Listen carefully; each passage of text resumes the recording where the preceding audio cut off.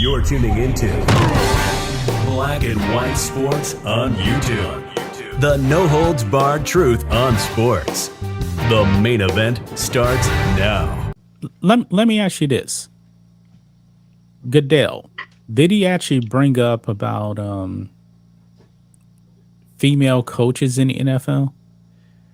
I don't think he did. Well, at least not that because I saw like the feminism angle right there. Because I honestly believe, man, in the next 10 years, there's going to be a massive push for women to be head coaches in the NFL. Now, the problem is there is not enough of supply, I believe, of female coaches for the NFL. The vast majority are going to be men. I'm going to make another prediction. Within 20 years, you will see a coach on the sideline at some point that is male dressed as a female coaching. You will see that. Well, if the woke agenda keeps pushing that like that and they keep bending the knee little by little, you will I wouldn't be surprised. You will see, for lack of I'll just use this as an example. You will see like Matt Patricia's fat ass out there wearing a fucking blonde wig, coaching football. I'm telling you, that's coming, dude. That's gonna happen. And guess what? Those ratings probably gonna go in the trash. Oh, yeah. It's gonna be awful. And what do we know is one of the major principles of Marxism? They do not agree and or want you to partake in the traditional family unit. We know that's a priority. No. Destruction of the nuclear family, religion, no morals, really. They elevate the female in the tribes. They call them tribes usually. And they diminish the role of men. Yeah. And Goodell made it a point during this state of the league address. Yeah. Start with feminism. Look, women are as important to society as men. And the first question from the floor was from Donna Kelsey, the mother of Chiefs tight end Travis Kelsey and Eagles center Jason Kelsey. She asked about the difficulty of raising boys and whether Goodell, one of 5 brothers, learned lessons from his mother about raising boys. Quote, "My mother was the biggest influence in my life by far," Goodell said. And just wait till we get to his dad. "She reminds me a lot of you. She had a great sense of humor. She enjoyed having 5 boys most of the time. And I think she was also pretty hard on us.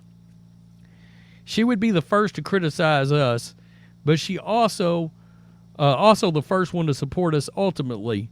And she would make all of our athletic events, which 5 boys is in 7 years was an awful lot of athletic events. She encouraged us to participate, compete, and get better, but not afraid to say you've fallen short." And missing from that exchange, any mention of a father.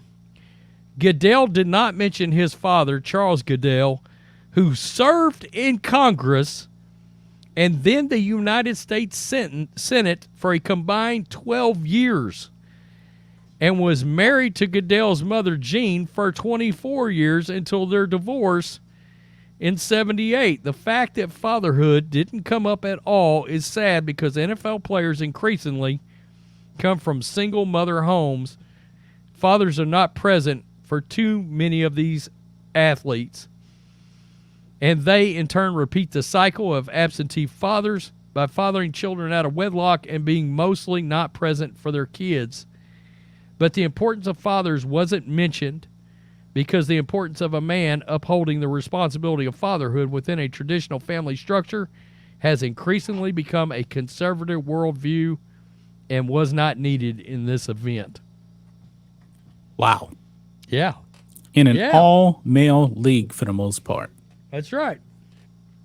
I noticed there has been female coaches in the NFL, and I know for a fact Sky Sports in the UK, one of their analysts is she was one of the coaching staff of the Buffalo Bills. Phoebe Schechter is her name, and she's now like a analyst for Sky Sports with the NFL. I think the Niners have a female coach. Yeah, don't the Bucks have one So too? Broncos. Broncos have as well. Okay. For the record, do I have any problem with that? No. No. I don't. No. I don't.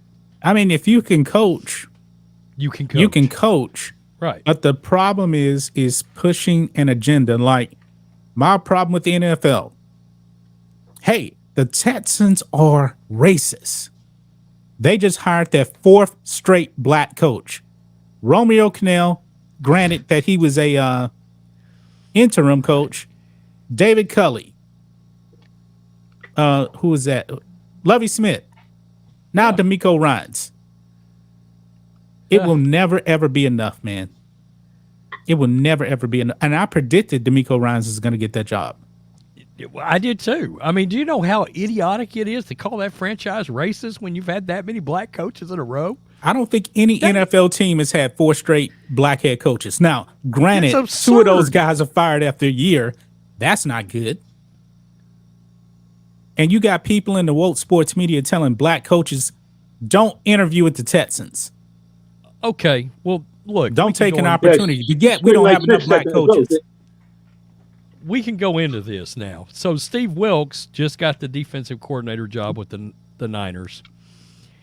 He's a damn good coordinator, okay? I don't care if he is suing the league, kind of like Brian Flores is a really damn good coordinator.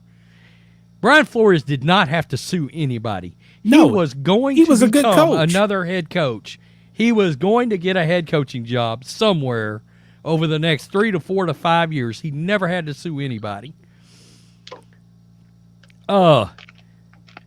Everybody got their pennies in a wad because Frank Wright got the Carolina Panthers job and not Steve Wilks.